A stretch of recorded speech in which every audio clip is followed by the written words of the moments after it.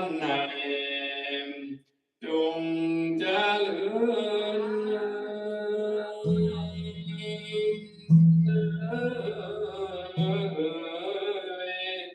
นำลานาลาลงแล้วก่อนลาโยม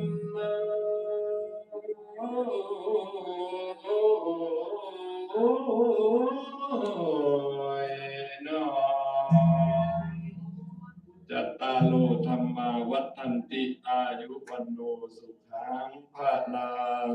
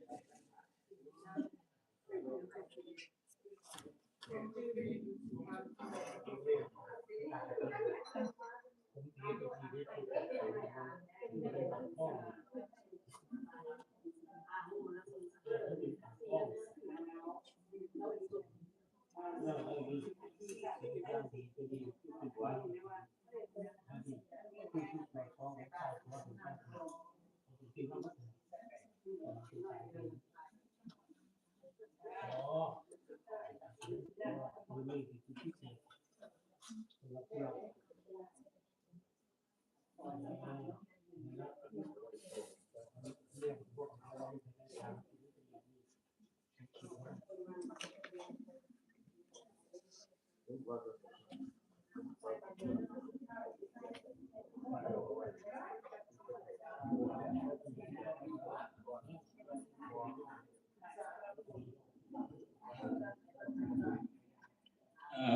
เรื่องไม่ออกกันสิโทษละ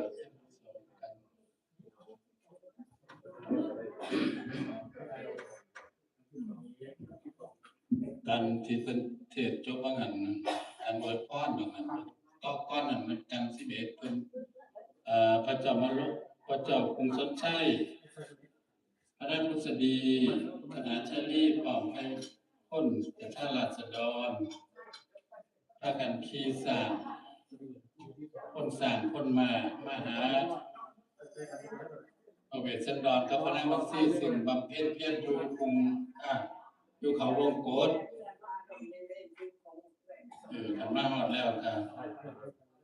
สิเซิร์นเพิ่นสันเจ้าเซิร์นเมื่อก็เกิดแห่งแรกเมื่อใดรู้ก็เลยกลับมาเซิร์นทำเซิร์นบริเวณมาจังซี่เนาะกันที่12นี่มี36คาถาเด้อว่าสอนใจ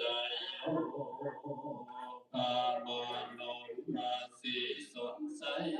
ตนแก่นนา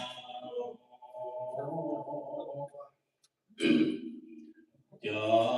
มเจียงเจ้าจอมจากบุญชุกเจยสักก็หงตาก็กับกันเป็นที่อัศจรรย์เสียงเรื่องนั้นคืนก่อนเสียงตื่นต้องจากคนพ้นเทพาใจสั้นสถานพันทันปวงทางเขาหลวงสิเดดุลาไปวันวัดด้วยตาดังสัตตาบริพันธ์เจสันรูปออกกันไว้นั้นมีทั้งเขาจักรวาลกวาดขัดแย้งปวดทุกข์แท้หมุนไปมา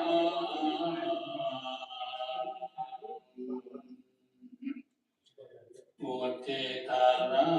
งภาวันเตโตเทโวคือวันลันทั้งสองเลิศแล้วกราบทั้งแม่ตนแก้วใจจังมอนปองทั้งเวทสันดรตนพังดาวจอมเจียงเจ้าสนใจปัญญาไว้คิดมองมองตะนั่งหน่อยนอผู้ตาดี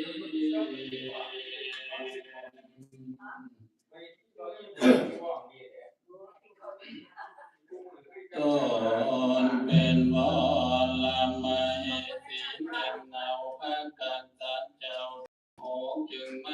มโนสาโลกลำกลองโอ้นอนน้อมเป็นนายกัญญาตาในกาลยามใดตาตาในกาลเมื่อนานบ้านเน้นทาจินลาจนองลาในตาวจิงสาสัญญาตาลาภาวะเจตวะก็หายยา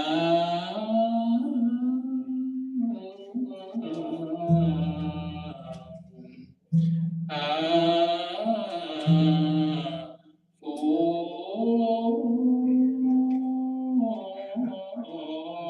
มกขลพัดให้ขจัดตกลงมา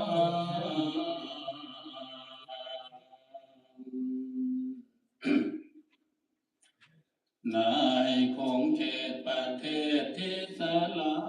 ตามาทังปะกาเซนโตวันจันทานาภิกขเวว่าดุลลา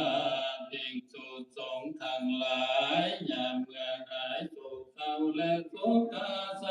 วัฏฐาเจ้าเมืองหมู่มวลทุกหมู่สัพพุพร้อมหมู่มวลมาทั้งเสนาและมนตรีทั้งเศรษฐีและถ้อยคำนายมาพร้อมพวกหมู่ธนุหารฝูงอาจารย์และนักปราชญ์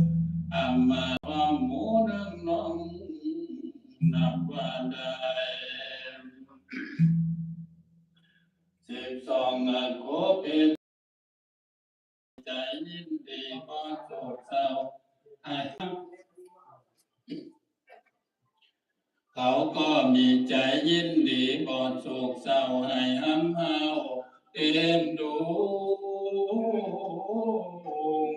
กำพงไผ่มาวาดเนื้อนกขาดใจตายรักษาวา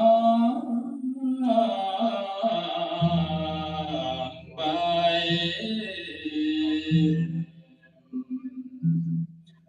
ลู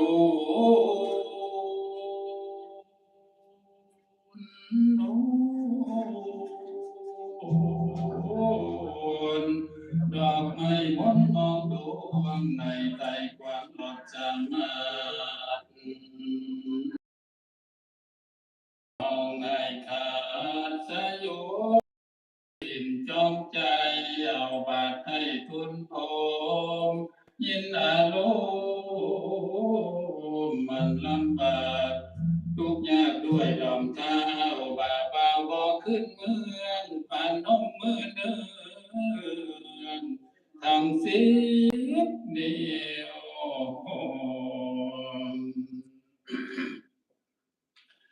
ตาหังไว้เหนือวังคิ้วข้าไหวสาธุการข้าน้อยขอวอนวานดองสองกุมารแก่นไทยห้องห้ำให้ดูโบพรเชิญผู้ทอนแจ่มเจ้านองเงาวิ่งวัดสีเป็นบารมีสีเลิศแล้วโยงในเมื่อผ่านแผ้วแก่สีพีด้วยสีสัมวัตดีบ่ลาวัดเวสันตาเจ้าด้วยบาทปาการทาวาทวันจโนสิโสรัชรตังกะเลธาโนปุโพดังนี้เป็นข่าวตั้งแต่พระบาทเจ้าจนจากนี้เมืองมาถ้าเครื่องใจไพรเหตุว่าพานีเมื่อบ่ได้สิเป็นเจ้าแทนทะลุ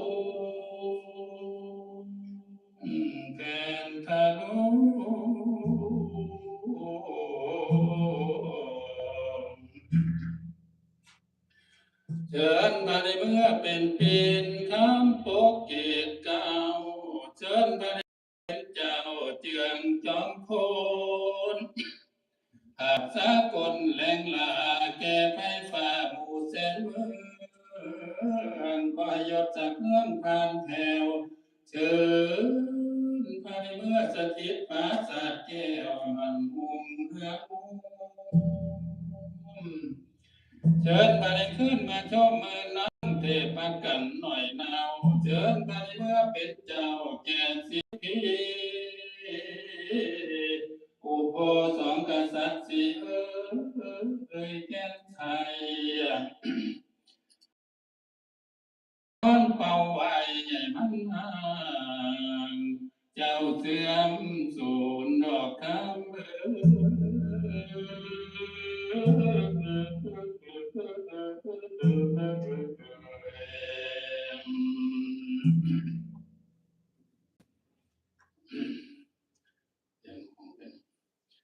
เดินมาในเมื่อสวยเท่าอันพระคำปิ่งปิ่นก้อนเด้อมีทั้งป่าปิ่นปิ่งประสงค์จำแจ้วบองบางคงหลายซ้ำเสือดอกปิ่งจีเจือจืนอยู่ทางมีความสุขชอบพระไทยย่อยองเชิญเด้อองค์กษัตริย์เจ้านั้นตอนสิทธิเดชเชิญพระในเมื่อสืบสานเป็นเจ้านางนครเชิญทางสายสมอนแก้วกันนาชาลีเจ้ากีทำเอ๋ยทำมาเจ้าไอโกนบ่สมควรสาธิมาเห็นเหนืออยู่ไพสนแสนยากจริงแล้วไม่คือดามดังชาเชิญมาในเมื่อสุบานเป็นแก้วหุงเมืองเชิญมาในเมื่อแว่นแก้วประเสริฐไทยให้มันหุงเชิญมาในนุ่งผ้าแก้วแพ้ผ้าคาสบายเชิญมาในเมื่อทุ่งแหวนแก้วมานิโซลูกฟ้าเสือหุงเอ้ยมันสิเกิดไปฟ้าสีเศร้าเก้าหองอันพ่อแม่เพิ่นกะเฒ่าแก่แล้วไปสิสร้างสืบเมืองเชิญพระนิเบิ่มเพ็ญหอหออามีทั้งสาวสนมนุ่มน้อยนั่นผัวสาแห่งนี้บ่มีความเดือดร้อนสรรพสิ่งสันใดกราบทั้งสี่ไว้น้ำนาฏเพลงเพียงพร้อม ฝูงงูขันทันหาสาธุการยอดยืนพระบาทเจ้ากรับแล้วสิดีทวนกูสุเนวในตอนนี้เทศแล้วกาสิไว้ละลุงผมสำเนียงเศร้ากักไว้แต่พอเพียงนี้36ข้าให้ลูกข้าวละนะเพียงสำนีดีมันที่บวยลุงดีมันขน้อย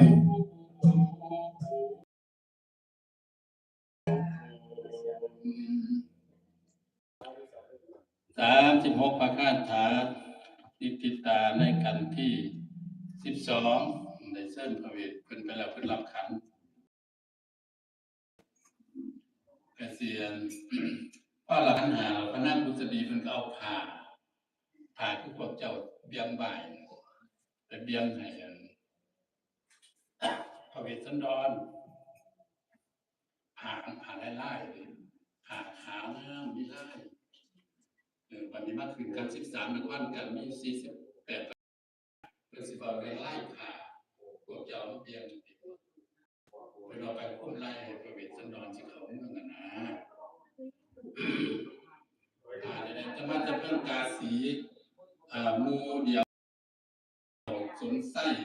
เพิ่นเอามาถวายก่อนนั่นได้ยินว่าสิมาเชิญเราพระเวทก็เลยเอาผ้าขาวมาถวายไปให้พระเวทเปลี่ยนนะไปคุ้มผ้าเอาไปเบียงบ่ายไปห่มผ้าห่มลายให้ลูกชายแต่ว่าผ้ามันเป็นลายนะเพิ่นก็เลยสิเว้าเรื่องผ้ากะปะสิการจาภาพื้นเนื้อ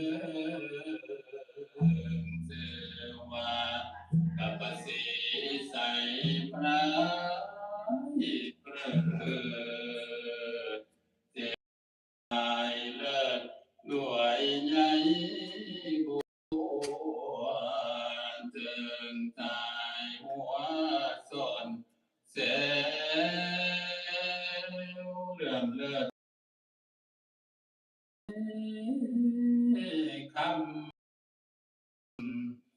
ในนครขวางทองเป็นพื้นบางใบสะใบปาแดงบนทางคำแสนทันตะวาแวนสักยังยอดเขาทอเป็นพื้นบางเบาผิวพองกระทำด้วยเส้นไฟเลิศเลิศยองยองผิวปุยยองเยียาผ้าลายกาเพียงอันที่ปดเปียตีแล้วตกแต่งผ้าขาวแข็งเข้มขาวเป็นเส้นและเหลืองยาวใหญ่ยอดสาวเส้นสอดสนกันใจฟื้นกันแล้วฝันดำยังความความมันคื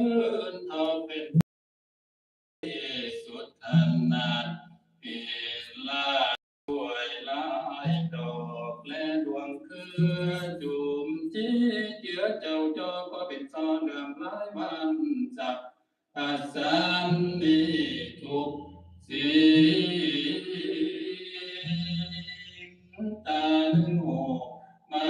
มีเงยงอนตาหนึ่งโอบมายังว่องไว้ตาหนึ่งโอบรถไฟไปคงมาตาดูลาด้วยคนยางทางตีนยอมลายชิ้นเกียรอ่อนได้พาพนพื้นดีๆหนึ่งโอกินนาลีกินนาลอนนอ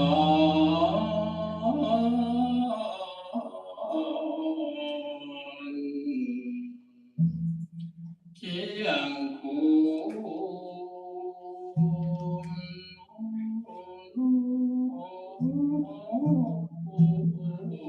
ตาหนึ่งโอบราชครูตาหนึ่งโอบบริสุทธิ์ด้วยโอบหน้าตาหนึ่งโอบดูลา ด้วยตัวมองสั่งมองกระต่ายเต้นตาหนึ่งโอกาตายเล่นหัวกา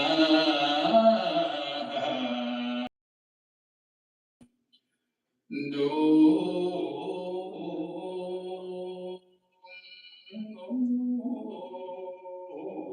ตันโอกเงือคำขาดโยงยกเล่นยกเล่นตันโอกแก้วเตียนหงทองตันโอกเป็นน้ำมหาที่ฟ้องอยู่เลยว่า ตาหนึ่งโหบราชสีห์สิงห์เผือกโคสังตาหนึ่งโหบเป็นกอดใต้นอนตาหนึ่งโหบอันก็และจูบแก้มตาหนึ่งแก้มเป็นร้อนก็ใจดีโหบโอ้ยิ่งเกี่ยวคำแม่อันตูตันโหบยุงผูมายุงเมีย ตาหนึ่งหูเจียบีนโบ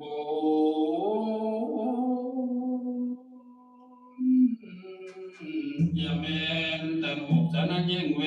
นแล้วแลวีผ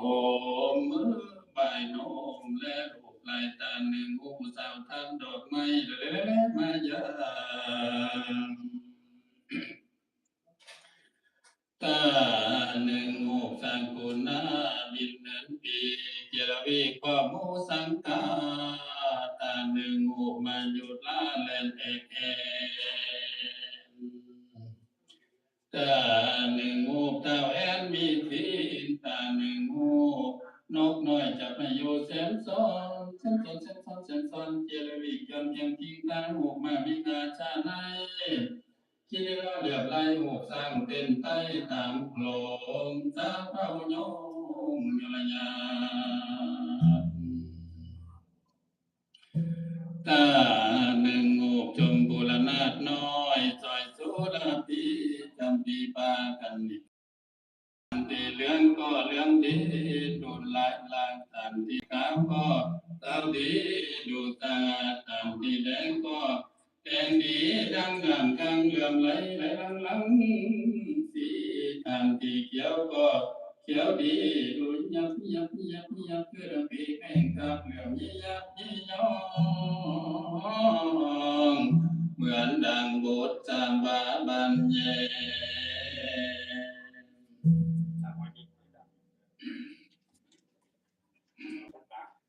เอาละโจบทบ้านนครกันขันบ้านคำโอ้ยองค์พระเวททรงธรรมรับเอาขันดอกไม้ภาษาไทยยืนถวายลาสิกขาจากค่ายฤาษีเพศสละศีลรับกตาพื้นแพงพระแม่เจงจัดตอนพร้อมพร้อมบังสิกขาสิคมตาวจ้าพี่น้องได้ห้องกระซึนจูมเสียงกระแตกต้มตะนาของไผ่กะห้องใสได้เกี่ยวไผ่เมื่อพากันร้อนแลมอย่างในบ้านนั้นกะเดือนหนึ่งกะเดินวันหาวได้ส้มดาวใจองค์พระเวทก็จึงได้เอิ้นสังคมสถานคอยตำลังลมอยู่สถานเสถียรญาให้แขวนย้อยเดลดาโสมปรึกษาศาสตร์เสื่อให้คงมันมืนวัดสายามศิลาขึ้นห้องประเสใสแก้วกูก่อนเด้อ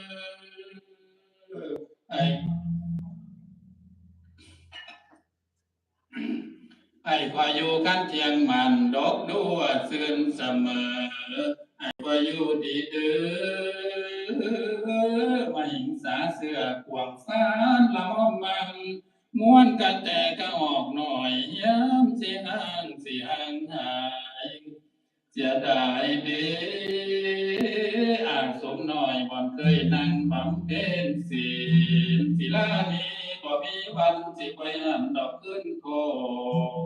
มเคยได้สงน้ำล่างในวังสามโบกบัดเจ้านั้นใจห่างดอกทางนี้จังว่าบุญบุเพสร้างสรรมาแต่ดามน้อยได้เพิ่นพาเพียงเล็กน้อยสิลางดอกทางไก่ก่อนเด้